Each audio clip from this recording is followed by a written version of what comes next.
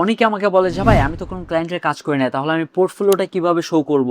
এই টাইপের কনফিউশন আপনারা বেশিরভাগ থাকেন এবং অনেকে কোনো পোর্টফোলিও বানায়ও না। দ্যাটস ওয়াই তারা মনে করে যে ক্লায়েন্টকে তারা বললেই কনভিন্স হয়ে যাবে।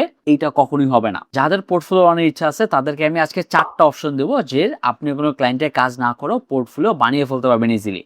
প্রথম অপশনটা হলো সেলফ প্রজেক্ট। আপনার নিজের যে কোনো একটা প্রজেক্ট আপনি বানাইতে পারেন, সেটা দিয়েই আপনি ক্লায়েন্টকে শো করতে পারবেন যে এইটা আপনার পোর্টফোলিও। অবশ্যই সেটা ভালো হতে হবে, যে কোনো পোর্টফোলিও আপনার বেস্ট হইতে হবে, আদারওয়াইজ ক্লায়েন্ট কখনোই স্যাটিসফাই হবে না। সো আপনি সেলফ প্রজেক্ট আপনার যদি কোনো থাকে সেটা আপনি করতে পারবেন।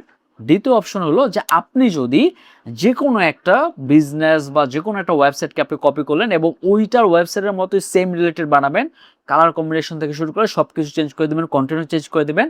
আপনি যে কোনো একটা ওয়েবসাইট উঠাইতে পারেন, গুগল থেকে উঠাইতে পারেন, যে কোনো জায়গা থেকে উঠাইতে পারেন এবং সেটাকে কাইন্ড অফ ডুপ্লিকেটের মতো করে ডুপ্লিকেট করবেন, এক্স্যাক্টলি চেঞ্জ করে দেন ওইটা কিন্তু আপনার পোর্টফোলিও হিসেবে বানাইতে পারবেন। থার্ড নম্বর অপশনটা হলো আপনি অডিট করেও কিন্তু আপনার পোর্টফোলিওটা বানাইতে পারেন।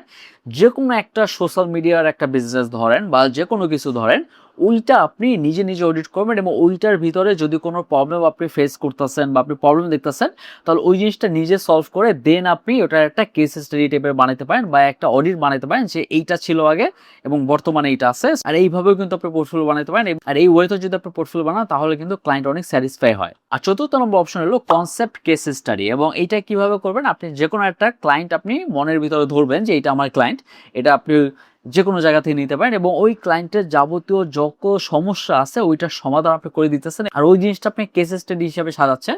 এই ক্লায়েন্টের প্রবলেম ছিল এটা এবং আমি এই ওয়েতে সলভ করতেছি এবং আমি এইভাবে সলভ করার পর এই রেজাল্ট আসছে। এবং এই টাইপের কেস স্টাডি কিন্তু আপনি আপনার লিঙ্কডইন প্রোফাইলে বা যে কোনো সোশ্যাল মিডিয়াতেও আপনি শেয়ার করতে পারবেন এবং সেটা যে কোনো ক্লায়েন্ট হতে পারে। সেটা আপনার নিজের মতো করে একটা ক্লায়েন্ট হতে পারে, আপনি নিজেও বানাইতে পারেন ইচ্ছা। বাট এই যে চারভাবে যদি আপনি পোর্টফোলিওটা মেক করেন তাহলেই হবে। আপনার এক্স্যাক্টলি কোনো ক্লায়েন্টে কাজ করতে হবে এমনটা কিন্তু না।